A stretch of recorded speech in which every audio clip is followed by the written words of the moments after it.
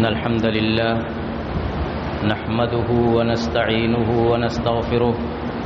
ونعوذ بالله من شرور أنفسنا وسيئات أعمالنا من يهده الله فلا مضل له ومن يضلله فلا هادي له وأشهد أن لا إله إلا الله وحده لا شريك له وأشهد أن محمدا عبده ورسوله أما بعد فإن خير الحديث كتاب الله وخير الهدي هدي محمد صلى الله عليه وسلم وشر الأمور محدثاتها وكل محدثة بدعة وكل بدعة ضلالة وكل ضلالة في النار. أعوذ بالله من الشيطان الرجيم. بسم الله الرحمن الرحيم. قاف والقرآن المجيد. بل عجبوا أن جاءهم منذر منهم فقال الكافرون هذا شيء عجيب أئذا متنا وكنا ترابا ذلك رجع بعيد قد علمنا ما تنقص الأرض منهم وعندنا كتاب حفيظ بل كذبوا بالحق لما جاءهم فهم في أمر مريج أفلم ينظروا إلى السماء فوقهم كيف بنيناها وزيناها وما لها من فروج والأرض مددناها وألقينا فيها رواسي وأنبتنا فيها من كل زوج بهيج تبصرة وذكرى لكل عبد منيب ونزلنا من السماء ماء مباركا فأنبتنا به جنات وحب الحصيد والنخل باسقات لها طلع نضيد رزقا للعباد وأحيينا به بلدة ميتا كذلك الخروج كذبت قبلهم قوم نوح وأصحاب الرس وثمود وعاد وفرعون وإخوان لوط وأصحاب الأيكة وقوم تبع كل كذب الرسل فحق وعيد أفعينا بالخلق الأول بل هم في لبس من خلق جدید. اسلامی بھائیوں، بہنوں اور عزیز بچوں، اللہ رب العالمین نے انسانوں کو جو ذمہ داریاں دی ہیں، ان ذمہ داریوں میں اس بات کی خاص طور سے رعایت رکھی گئی ہے کہ کسی کے اوپر وہ ذمہ داری اس کے طاقت سے زیادہ نہ پڑ جائے. لا یکلف اللہ نفسا الا وسعها، قرآن کی آیت ہے، ایک سے زائد جگہ ہے کہ اللہ تعالیٰ کسی انسان کو اتنی ہی ذمہ داری دیتا ہے جتنی ذمہ داری اٹھانے کی اس کے اندر طاقت ہوتی ہے، سکت ہوتی ہے. اور جیسے ہی کوئی ذمہ داری بڑی پڑنے لگتی ہے کسی بھی شخص پر، کسی بھی مکلف پر، کسی انسان پر، تو فوراً وہاں اللہ کی طرف سے تخفیف شروع ہو جاتی ہے، سہولت ملنے لگتی ہے. چونکہ ہم رمضان کے ایام سے گزر رہے ہیں، اس لیے آپ رمضان کے اندر صرف دیکھیں، روزے کے اندر تو کتنی سہولتیں اللہ تعالیٰ نے رکھی. جہاں اللہ تعالیٰ نے روزے کی فرضیت کا اعلان کیا تو فوراً کہا کہ فمن کان منکم مریضا او علی سفر فعدۃ من ایام اخر، پھر کہا کہ وعلی الذین یطیقونہ فدیۃ طعام مسکین، کہ روزہ تو سب کو رکھنا ہے، ہر مکلف، ہر عاقل بالغ مرد عورت کو، لیکن اگر کوئی بیمار ہے یا سفر میں ہے تو وہ دوسرے دنوں میں گنتی پوری کرے گا. ایسا نہیں کہ بیماری کی حالت میں بھی مر مار کر کے اس کو روزہ رکھنا ہے، سفر میں پریشان ہے لیکن اس کو روزہ رکھنا ضروری ہے بھلے وہ ہلاک ہو جائے، نہیں، سہولت چھوٹ مل گئی، دوسرے دن میں تم تعداد پوری کر لینا، جتنے دن بیمار رہے، جتنے دن سفر میں رہے، بعد میں اس کی قضا کر لینا۔ پھر کہا کہ وَعَلَى الَّذِينَ يُطِيقُونَهُ فِدْيَةٌ طَعَامُ مِسْكِين، کہ جو لوگ بڑی مشکل سے روزہ رکھتے ہیں، جن کو روزہ رکھنے میں کافی مشقت ہوتی ہے، ان کے اوپر ہر روزے کے بدلے ایک مسکین کو کھانا کھلا دینا ہے۔ عبداللہ بن عباس رضی اللہ تعالیٰ عنہ کہتے ہیں کہ اس آیت کا مطلب یہ ہے کہ وہ عمر دراز مرد اور عورتیں جو ان کی عمر اتنی زیادہ ہو گئی ہے کہ بڑھاپے کی وجہ سے، کمزوری کی وجہ سے اب وہ روزہ رکھنے کی طاقت ان کے اندر نہیں رہی، ان کو روزہ نہیں رکھنا ہے، ہر روزے کے بدلے ایک مسکین کو کھانا کھلا دینا اگر طاقت ہوگی تو۔ اور یہ تو ایک ترجمہ اور ایک مطلب ہوا اس آیت کے اس ٹکڑے کا۔ ایک مطلب یہ بھی بیان کیا گیا ہے کہ وَعَلَى الَّذِينَ يُطِيقُونَهُ فِدْيَةٌ طَعَامُ مِسْكِين، جو لوگ طاقت رکھتے ہیں روزہ رکھنے کی، وہ ہر روزے کے بدلے ایک مسکین کو کھانا بھی کھلا کر سکتے ہیں۔ کہتے ہیں کہ یہ ابتدائی اسلام میں شروع میں تھا، جب روزہ فرض ہوا تو اختیاری تھا کہ جو چاہے روزہ رکھے اور جو چاہے تو ہر روزے کے بدلے ایک مسکین کو کھانا کھلا دے۔ بعد میں پھر جب اس کے بعد والی آیت نازل ہوئی جس میں کہا کہ فَمَنْ شَهِدَ مِنْكُمُ الشَّهْرَ فَلْيَصُمْهُ، کہ جو شخص بھی اس مہینے کو پائے وہ روزہ رکھے، تو اب یہ حکم اختیاری والا حکم ختم ہو گیا، اب سب کو روزہ رکھنا ہے۔ البتہ یہ کہ اس میں سے وہ معمر، وہ عمر دراز لوگ مستثنا رہیں گے جو کمزوری کی وجہ سے روزہ نہیں رکھ سکتے۔ بیمار شخص کے بارے میں ہم بات کرنا چاہتے ہیں، اس لیے کہ اس طرح کے حالات اکثر لوگوں کو پیش آتے ہیں۔ لوگ جاننا چاہتے ہیں کہ کون سی بیماری میں روزہ چھوڑا جا سکتا ہے، کس بیماری میں کھانا کھلانا ہے، کس بیماری میں قضا کرنا ہے، اس کی جانکاری ضروری۔ دیکھیے، بیماری دو طرح کی ہوتی ہے، اللہ تعالیٰ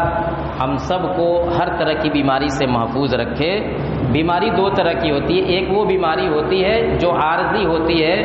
جس کے اچھا ہونے کی، جس کے ختم ہونے کی امید رہتی ہے، آج نہیں کل دیر سویر وہ بیماری دور ہو جائے گی۔ اور ایک بیماری وہ ہوتی ہے جس کے ختم ہونے کی کوئی امید نہیں ہوتی، جیسے کینسر وغیرہ کی بیماری ہے، جو ذرا آگے کے اسٹیج میں پہنچ جائے تو اس میں آدمی زندگی سے مایوس ہو جاتا ہے،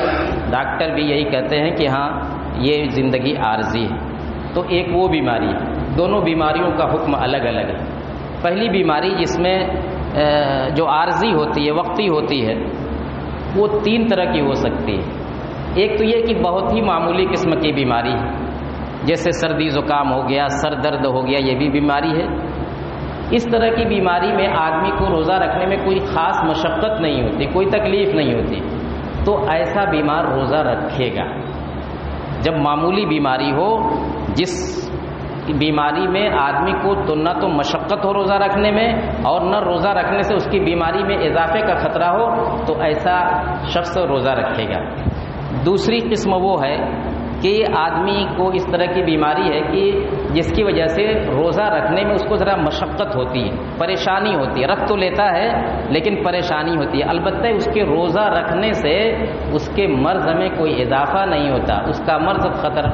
خطرے کے مرحلے میں نہیں داخل ہوتا۔ تو اہل علم کہتے ہیں کہ ایسا مریض روزہ نہیں رکھے گا، اس کو روزہ رکھنا مکروہ ہے، وہ رخصت پر عمل کرے گا، یعنی وہ روزہ چھوڑ دے گا، بعد میں قضا کرے گا۔ اللہ تعالیٰ، اللہ کے نبی صلی اللہ علیہ وسلم فرماتے ہیں کہ ان اللہ یحب ان تؤتی رخصہ کما یکرہ ان تؤتی معصیتہ۔ اللہ تعالیٰ چاہتا ہے کہ اس نے جو رخصت دی ہے اس کی رخصت پر عمل کیا جائے، جو چھوٹ دی ہے اس چھوٹ کو لیا جائے۔ ویسے ہی جیسے اللہ تعالیٰ ناپسند کرتا ہے اس بات کو کہ اس کی معصیت، اس کی نافرمانی کی جائے، ایسے ہی اس بات کو پسند کرتا ہے کہ اس کی دی ہوئی چھوٹ سے فائدہ اٹھایا جائے۔ تو ایسے مریض کو مشقت نہیں اٹھانا چاہیے، پریشانی نہیں اٹھانا چاہیے، روزہ چھوڑ دے بعد میں قضا کر لے گا۔ تیسرا شخص وہ ہے کہ جس کو بیماری کی وجہ سے روزہ رکھنے میں مشقت بھی ہوتی ہے اور اس کی روزہ رکھنے کی وجہ سے اس کی بیماری میں اضافہ ہوتا ہے، اس کی بیماری بگڑتی ہے روزہ رکھنے سے۔ ایک تو مشقت بھی ہوتی ہے، بڑی پریشانی سے روزہ رکھتا ہے، دوسرے کہ اس کے روزہ رکھنے کی ڈاکٹر منع کر رہا ہے لیکن یہ آدمی مان نہیں رہا ہے، کہہ رہا ہے کہ تمہاری بیماری بڑھ رہی ہے یا تمہاری بیماری بڑھ جائے گی، تمہاری بیماری خطرناک رخ اختیار کر لے گی، یا یہ کہ اس کو دوا تجویز کرتا ہے جو دوا دن میں بھی کھانی اس کو ضروری ہے۔ تو ایسے مریض کے لیے روزہ رکھنا صرف مکروہ نہیں بلکہ حرام ہے، ایسے شخص کو روزہ نہیں رکھنا چاہیے۔ اللہ تعالیٰ نے فرمایا کہ لا تلقوا بأیدیکم الی التہلکہ، اپنے آپ کو ہلاکت میں نہ ڈالو، لا تقتلوا انفسکم، اپنے آپ کو مارو نہیں، اپنے آپ کو قتل نہ کرو۔ اللہ تعالیٰ نے چھوٹ دی ہے، اس چھوٹ سے فائدہ اٹھاؤ، بعد میں قضا کر لینا۔ یہ تو وہ بیماری ہو گئی جس بیماری سے شفا یاب ہونے کی امید رہتی ہے۔ دوسری بیماری جو خطرناک قسم کی ہوتی ہے تو اس بیماری میں اب چونکہ اچھا ہونے کا کوئی چانس نہیں، کوئی توقع نہیں کہ اس بیماری سے آدمی اچھا ہوگا، تو ایسے بیمار کے لیے یہ ہے کہ وہ روزہ نہیں رکھے گا اور ہر روزے کے بدلے ایک مسکین کو کھانا کھلائے گا، بالکل ویسے ہی جیسے وہ عمر دراز لوگ، بوڑھے لوگ جو بڑھاپے کی وجہ سے اب ان کے اندر طاقت نہیں رہ گئی کہ روزہ رکھ سکیں، وہ ہر روزے کے بدلے ایک مسکین کو کھانا کھلائیں گے، بالکل ویسے ہی وہی حکم اس بیمار کا بھی ہے جس کو ایسی بیماری لاحق ہے نعوذ باللہ کی جس سے شفا کی امید نہیں ہے، تو اس کا بھی معاملہ بالکل ویسے ہی ہے جیسے وہ معمر حضرات اب ان کو امید نہیں ہے کہ دوبارہ ان کو طاقت ہوگی، بوڑھے ہو چکے ہیں، بڑھاپے کے بعد اب طاقت نہیں، ان کو دوبارہ ان کو طاقت نہیں آئے گی واپس کہ روزہ رکھ سکے یا قضا کر سکے، تو بالکل وہی معاملہ اس کا بھی ہے، بھلے بوڑھا نہیں ہے، بھلے عمر زیادہ نہیں ہے، کم عمر میں بھی اس طرح کے امراض ہوتے ہیں، تو ایسا شخص بھی ہر روزے کے عوض ایک مسکین کو کھانا کھلائے گا۔ کھانا کھلانے کے تعلق سے یہ ہے کہ ہم اپنے گھر میں جو کھانا کھاتے ہیں، جو شخص بھی جس کے اوپر یہ ذمہ داری ہے کھانا دینے کی، یعنی جو روزہ نہیں رکھتا، اس کے گھر میں جو عام غذا کھائی جاتی ہے، یا یوں کہیے کہ اس کے گھر میں جو کھانا بنتا ہے اسی کھانے میں سے ایک مسکین کو نکال کر کے دے دے گا۔ سب سے بہتر طریقہ یہ ہے، بخاری کے اندر یہ ہے کہ حضرت انس رضی اللہ تعالیٰ عنہ کی عمر جب زیادہ ہو گئی، ان کو بڑی لمبی عمر ملی تھی، ان کی عمر زیادہ ہو گئی، کمزور ہو گئے، تو روزانہ ایک مسکین کو کھانا کھلاتے تھے۔ کیا کھانا کھلاتے تھے؟ حدیث میں آیا کہ خبزن و لحمن، گوشت اور روٹی دیتے تھے روزانہ ایک مسکین کو کھانے کے لیے۔ تو گھر میں جو کھانا پکتا ہے وہی کھانا دینا چاہیے۔ اب اس کے بدلے اگر غلہ دینا چاہے کوئی تو اہل علم کا کہنا ہے کہ وہ آدھا سا غلہ دے گا، آدھا سا یعنی تقریباً 1.25 کلو اناج دے گا، چاول دے، گیہوں دے، دال دے، چنا دے۔ لیکن آپ جانتے ہیں کہ صرف کوئی چاول نہیں کھائے گا، صرف کوئی گیہوں نہیں کھائے گا، کچھ سالن وغیرہ کے لیے الگ سے اس کو پیسہ دے دینا چاہیے، آدھا سا غلے کے ساتھ، ہر روزے کے بدلے آدھا سا غلے کے ساتھ ساتھ کچھ سالن وغیرہ کے لیے بھی پیسہ دے دینا چاہیے، تاکہ اطعام کا جو معنی ہے یعنی کھانا دینا، کھانا کھلانا، تو وہ اس کے اوپر فٹ ہو کہ ہاں واقعی ہم نے اس کو اتنا دیا کہ وہ کھانا کھا سکے، کھانے کا انتظام کر سکے۔ یہ ہے وَعَلَى الَّذِينَ يُطِيقُونَهُ فِدْيَةٌ طَعَامُ مِسْكِينٍ کا معنی۔ اب رہے وہ لوگ جن کا روزہ چھوٹا ہوا ہے، وہ روزے کی قضا کریں گے کب؟ جب ان کو شفا مل جائے اور جب ان کے اندر طاقت آ جائے۔ بہتر تو یہ ہے کہ جتنی جلد ہو سکے، چونکہ یہ ایک فریضہ ہے، ایک ذمہ داری ہے، تو جتنی جلد ہو سکے روزے کی قضا کر لی جائے۔ لیکن اگر کوئی اس کو ٹال کر کے لے جانا چاہتا ہے، مثلا جاڑے کے موسم میں روزہ رکھنا چاہتا ہے، چھوٹے دنوں میں رکھنا چاہتا ہے، تو کوئی حرج نہیں ہے، وہ رکھ سکتا ہے۔ بہتر یہ ہے کہ اگلا رمضان آنے سے پہلے یہ روزہ پورا کر لیا جائے۔ اگلا رمضان آنے سے پہلے یہ قضا کر لی جائے۔ سب سے بہتر تو یہ ہے کہ جتنی جلد ہو سکے وہ کر لے، لیکن اگر اس کو ٹالتا بھی ہے تو زیادہ سے زیادہ وہ اگلا رمضان آنے سے پہلے اس کو قضا کر لینی چاہیے۔ حضرت عائشہ رضی اللہ تعالیٰ عنہ کی روایت ہے، وہ کہتی ہے کہ میرے اوپر رمضان کے روزے باقی رہا کرتے تھے، لیکن میں مشغولیت کی وجہ سے، اللہ کے رسول صلی اللہ علیہ وسلم کے ساتھ مشغولیت کی وجہ سے میں اس کی قضا نہیں کر پاتی تھی، تاکہ شعبان کا مہینہ آ جاتا تھا، شعبان کے مہینے میں جا کر کے اس کی ان چھوٹے ہوئے روزوں کی قضا کر پاتی تھی۔ اب اگر کوئی شخص اگلا رمضان آنے تک بھی نہیں قضا کر سکا تو کیا اس کے ذمے سے یہ قضا ختم ہو جائے گی؟ ایسا نہیں ہے، نہیں، وہ رمضان کا روزہ رکھنے کے بعد پھر وہ قضا کرے گا، 2 سال پہلے یا 1 سال پہلے جو اس کے روزے چھوٹے ہوئے ہیں، لیکن اس کو قضا کرنا ہے۔ البتہ یہ ہے کہ علماء کہتے ہیں کہ ایسی صورت میں اس کو توبہ استغفار کرنا چاہیے، اور اس نے ایک غلط کام کیا کہ اگلا رمضان بھی اس نے گزار دیا اور روزہ نہیں رکھ سکا، قضا نہیں کر سکا، اس لیے وہ ایک معصیت کا مرتکب ہوا ہے، اس کو توبہ استغفار بھی کرنا چاہیے۔ چھوٹے ہوئے روزوں کو ایک ساتھ رکھنا ضروری نہیں، چھوڑ کر کے کبھی ایک دن کا ناغہ کر کے، 2 دن کا ناغہ کر کے، یا یہ کہ جتنے دن، یعنی کوئی یہ نہ سمجھے کہ اگر ہمارے 10 روزے چھوٹے ہوئے ہیں تو ایک بارگی 10 کو رکھنا ضروری ہے، ایسا نہیں ہے۔ بالکل ویسے ہی جیسے شوال کے 6 روزے ہیں، ان کو بھی ایک ساتھ رکھنا ضروری نہیں ہے، الگ الگ آدمی رکھ سکتا ہے۔ پورے شوال میں 6 دن کہیں بھی وہ رکھ سکتا ہے، اکٹھا رکھنا چاہے تو، الگ الگ رکھنا چاہے تو۔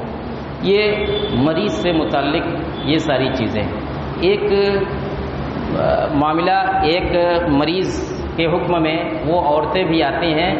جن کے چھوٹے بچے ہیں، جن کو دودھ پلانا ہوتا ہے، یا جو حاملہ عورتیں ہیں، پیٹ میں بچہ ہے تو، یا نوزائیدہ بچہ ہے تو، ان کو اگر حمل کی وجہ سے یا بچے کو دودھ پلانے کی وجہ سے کوئی مشقت ہو رہی ہے، کوئی پریشانی ہو رہی ہے روزہ رکھنے میں، تو یہ بھی روزہ چھوڑ سکتی، یہ بھی روزہ چھوڑ سکتی ہیں، اور یہ بعد میں قضا کریں گی، بشرطے کہ ان کو دودھ پلانے کی وجہ سے پریشانی ہو یا حمل کی وجہ سے پریشانی ہو۔ حمل بھی ہے، اس میں عورتوں کو زیادہ انرجی کی ضرورت ہوتی ہے، تو ایسی صورت میں روزہ رکھنے میں بسا اوقات ان کے حمل پر اثر پڑ سکتا ہے۔ تو اگر اس طرح کی صورتحال ہے تو یہ عورتیں بھی روزہ چھوڑیں گی، بعد میں قضا کر لیں گی۔ آپ نے یہ دیکھا کہ کھانا کھلانے کا حکم صرف ان مریضوں کو ہے جن کا روزہ عارضی بیماری کی وجہ سے چھوٹا ہے، جن کا روزہ جو ہے اس وجہ سے چھوٹا ہے کہ ان کی عمر زیادہ ہو گئی ہے، یا یہ کہ وہ لا علاج بیماری میں مبتلا ہیں۔ باقی جتنے لوگ ہیں سب کو روزے کی قضا کرنی ہے۔ عام آدمی جو عام قسم کی بیماری میں مبتلا ہوتا ہے، اس کو چھوٹے ہوئے روزے کے بدلے کھانا نہیں کھلانا ہے، نہ فدیہ دینا ہے، اس کو قضا ہی کرنی، چاہے جب بھی قضا کرے، قضا کرنا ہے۔ کھانا کھلانے کا معاملہ صرف اور صرف عمر دراز حضرات کے لیے یا لا علاج بیماری میں مبتلا حضرات کے لیے ہے، باقی اور کسی کے لیے یہ حکم نہیں ہے۔ اکثر لوگ پوچھتے رہتے ہیں کہ میرا روزہ چھوٹ گیا تھا، میں بیمار ہو گیا تھا، یا سفر میں چلا گیا تھا، یا فلاں وجہ سے روزہ چھوٹ گیا تھا، تو مجھ کو کتنا دینا ہے؟ نہیں، آپ کو کتنا نہیں دینا، آپ کو روزے کی قضا کرنی ہے، آپ کو وہ روزہ رکھنا ہے۔ دیر سویر جب بھی روزہ رکھیں، آپ کو اطعام یعنی کھانا کھلانے والا معاملہ آپ کا نہیں ہے۔ یہ دیکھیے کہ اللہ کے اس دین کے اندر کتنی آسانی رکھی، اسی لیے اللہ تعالیٰ نے جب روزے کا اعلان کیا اور کہا کہ فمن شہد منکم الشہر فلیصمہ ومن کان مریضا او علی سفر فعدۃ من ایام اخر، اس کے فوراً بعد کہا کہ یرید اللہ بکم الیسر ولا یرید بکم العسر، اللہ تعالیٰ تمہارے ساتھ آسانی چاہتا ہے، تم کو مشقت میں نہیں ڈالنا چاہتا، اللہ تعالیٰ تمہارے ساتھ آسانی چاہتا ہے۔ اسلام کے اندر جو روزہ ہے، اس روزے کا مقصد جسمانی تکلیف میں مبتلا کرنا نہیں بندے کو، اسی لیے آپ دیکھیے کہ روزے کا وقفہ ایسا رکھا گیا صبح صادق سے لے کر کے غروب آفتاب تک، جو بہت لمبا نہیں ہے، اور 1 مہینے کا ہی روزہ رکھا گیا، 4 مہینے کا، 6 مہینے کا، 3 مہینے کا روزہ نہیں رکھا گیا۔ کہ آدمی مشقت میں پڑے۔ دوسرے مذاہب کے اندر بھی روزے کا تصور ہے، اور بعض مذاہب میں تو بڑے سخت قسم کے روزے، 6 مہینے کے روزے، اور یہ کہ موت آنے تک کے روزے۔ بعض مذاہب میں ایسے روزے ہیں کہ آدمی زندگی سے، ضروریات زندگی سے فارغ ہو کر کے وہیں سے روزہ شروع کر دیتا ہے کہ جب تک موت نہیں آئے تب تک ہمارا روزہ ہے۔ لیکن اللہ تعالیٰ نے ہمارے اوپر جو روزہ فرض کیا، اس روزے کے اندر بہت ساری آسانیاں رکھیں۔ اسی آسانی میں یہ بیماری والا معاملہ ہے، اور اسی آسانی میں سفر والا معاملہ ہے، اور اس طرح کی بہت ساری آسانیاں رکھیں۔ تو ہمیں اللہ رب العالمین کا شکر ادا کرنا چاہیے کہ الہ العالمین تو نے ہمیں اس فریضے کے اندر ہمارے لیے اتنی چھوٹ رکھی ہے، اتنی رخصت دی ہے کہ جیسے ہی کوئی پریشانی آتی ہے فوراً تیری طرف سے تخفیف کا اعلان ہو جاتا ہے، تیری طرف سے چھوٹ مل جاتی ہے کہ اگر تم ایسا نہیں کر سکتے تو ایسا کر لو۔ نماز کے معاملے میں دیکھیے کہ کھڑے ہو کر کے نماز پڑھنا ہے، اگر کوئی کھڑے ہونے کی طاقت نہیں رکھتا تو بیٹھ کر کے نماز پڑھنا ہے، بیٹھنے کی طاقت نہیں رکھتا تو لیٹ کر کے نماز پڑھنا ہے۔ جگہ جگہ سہولتیں اللہ تعالیٰ نے دی ہیں۔ تو یہ دین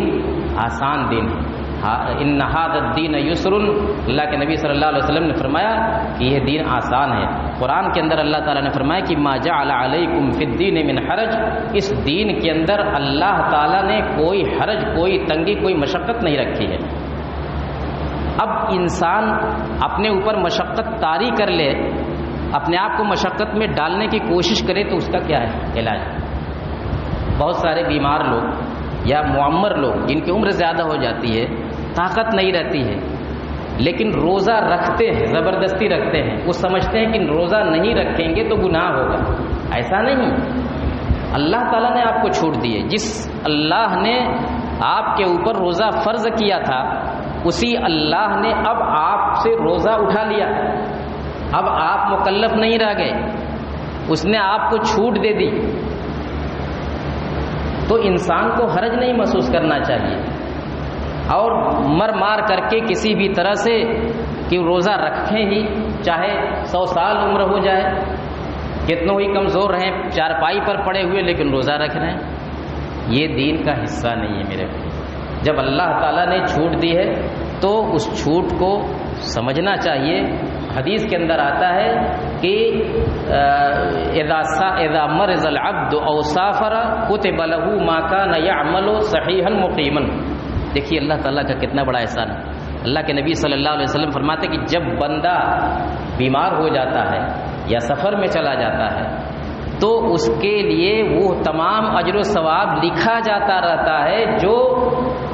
صحت کی حالت میں اور مقیم ہونے کی حالت میں وہ کرتا تھا۔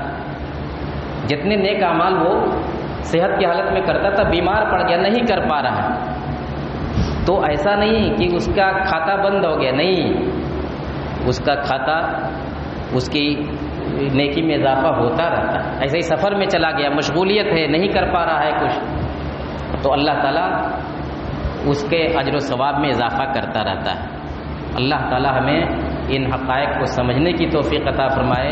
اللہ کا شکر ادا کرنے کی توفیق عطا فرمائے، ہر طرح کی مصیبت اور ہر طرح کی بیماریوں سے محفوظ رکھے۔ وآخر دعوانا ان الحمدللہ رب العالمین۔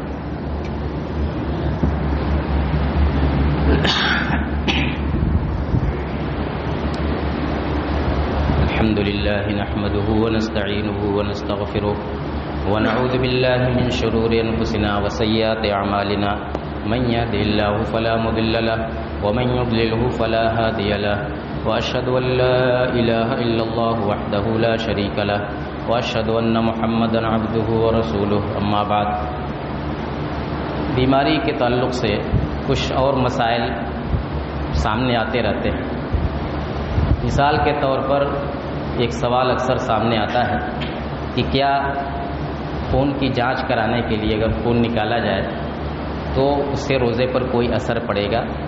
کیا روزہ ٹوٹ جائے گا یا نہیں؟ تو اہل علم کا کہنا ہے کہ خون کی جانچ کے لیے اگر تھوڑا بہت خون نکالا جاتا ہے تو اس سے روزے پر کوئی اثر نہیں پڑے گا۔ جیسے شوگر کے لیے خون جانچ کرانا ہے یا اور طرح کا، تو اس سے روزے پر کوئی اثر نہیں پڑے گا۔ بالکل ویسے ہی جیسے روزے کی حالت میں اگر کسی کی نکسیر پھوٹ جائے، ناک سے تھوڑا بہت خون آ جائے یا دانت نکلوانے میں تھوڑا بہت خون آ جاتا ہے تو اس سے بھی روزے پر کوئی اثر نہیں پڑے گا۔ البتہ اگر کوئی زیادہ خون نکلواتا ہے، جیسے کسی مریض کو خون چڑھوانا ہے، اس کو خون ڈونیٹ کرنا ہے، تو ایسی صورت میں وہ اس کا روزہ ٹوٹ جائے گا اس روزے کی قضا کرنے، اس لیے کہ اس میں زیادہ خون نکلتا ہے۔ ویسے ہی جیسے حجامہ میں آپ جانتے ہیں جب فسد کھلوایا جاتا ہے تو اس میں خون نکلتا ہے، ذرا زیادہ مقدار میں خون نکلتا ہے، تو حدیث کے اندر آتا ہے کہ حجامہ کرنے سے آدمی کا روزہ ٹوٹ جاتا ہے۔ تو بالکل ویسے ہی اگر کسی کو چڑھانے کے لیے خون دینا ہو تو ایسی صورت میں روزے کی حالت میں اگر دیتا ہے تو اس روزے کی وہ قضا کرے گا، الا یہ کہ رات کے وقت اگر نکلواتا ہے تو اس میں کوئی حرج نہیں ہے، وہ تو روزے کی حالت میں نہیں ہے۔ اسی طریقے سے ایک سوال یہ پوچھا جاتا ہے کہ کیا روزے کی حالت میں ٹوتھ پیسٹ کا استعمال کیا جا سکتا ہے یا نہیں کیا جا سکتا ہے؟ دیکھیے، مسواک کے بارے میں تو صراحت ہے کہ اللہ کے نبی صلی اللہ علیہ وسلم روزے کی حالت میں مسواک استعمال کرتے تھے، لیکن ٹوتھ پیسٹ کے اندر چونکہ ایک طرح کا ٹیسٹ ہوتا ہے، ایک طرح کی لذت ہوتی ہے، اس لیے بہتر یہ ہے کہ اس کا استعمال روزے کی حالت میں نہ کیا جائے، سحری کے وقت، سحری سے پہلے یعنی فجر کی اذان سے پہلے، یا پھر یہ ہے کہ افطار کے بعد یا سورج غروب ہونے کے بعد کیا جائے۔ لیکن اگر کبھی شدید ضرورت پڑ جائے، آدمی کو کوئی مجبوری ہو، تو علماء کہتے ہیں کہ احتیاط کے ساتھ استعمال کر سکتا ہے۔ احتیاط یہ ہے کہ کوشش کرے کہ اس کی کوئی لذت حلق سے نیچے نہ اترنے پائے، جلدی سے استعمال کر کے کلی کر لے۔ بالکل ویسے ہی جیسے عورتوں کو اس بات کی اجازت ہے کہ روزے کی حالت میں کھانے کا نمک چکھ سکتی ہے، صرف کھانے کو زبان پر رکھ کر کے اور یہ معلوم کر کے کہ نمکین ہے کہ میٹھا، اس کو پھر تھوک دیں، کلی کر لیں۔ تو اسی طریقے سے اگر کوئی مجبوری کی حالت میں ٹوتھ پیسٹ کا استعمال کرتا ہے تو احتیاط کے ساتھ کرنے کی اجازت ہے۔ اس طرح کے مسائل میں آدمی کو اہل علم سے پوچھ کر کے مسئلہ معلوم کر کے ہی اس پر عمل کرنا چاہیے۔ اللہ تعالی ہمیں دین کی صحیح سمجھ عطا فرمائے۔ اللهم اعز الاسلام والمسلمين واخذل الكفرة والملاحدة والمبتدعة والمشركين اللهم الف بين قلوبنا واصلح ذات بيننا وانصرنا على عدوك وعدونا سبحان ربك رب العزة عما يصفون وسلام على المرسلين والحمد لله رب العالمين۔